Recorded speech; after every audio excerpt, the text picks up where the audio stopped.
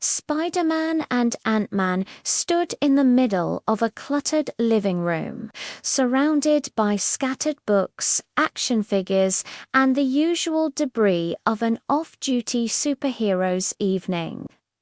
On the table before them sat a Lego minifigure yellow-faced, painted-on grin, and arms perpetually bent at right angles.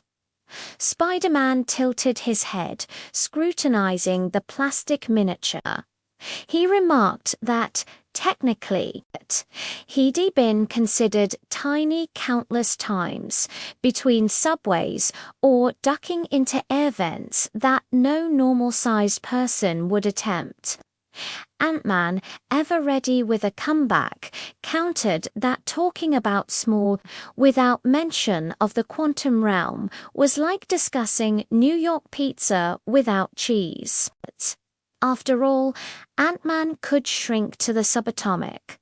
Spider-Man's air ducts were palaces by comparison. They both bent down, faces hovering just above the Lego figure, as if hopeful that proximity might make their case more convincing. Spider-Man pointed out that he had, on occasion, been transformed into just a few centimeters tall enough to ride an ant.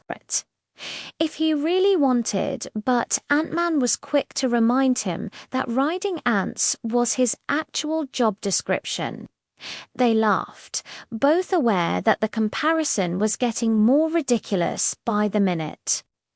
Neither wanted to concede, but both glanced at the Lego figure, unmoving, silent, holding its poser model of tiny perfection. In a final gesture, Ant-Man shrunk down to match the Lego's height, declaring victory as he high-fived the plastic hand. But Spider-Man just smiled beneath his mask, tapped the Lego figure's head, and wondered aloud if being small sometimes just meant being noticed in a world too big.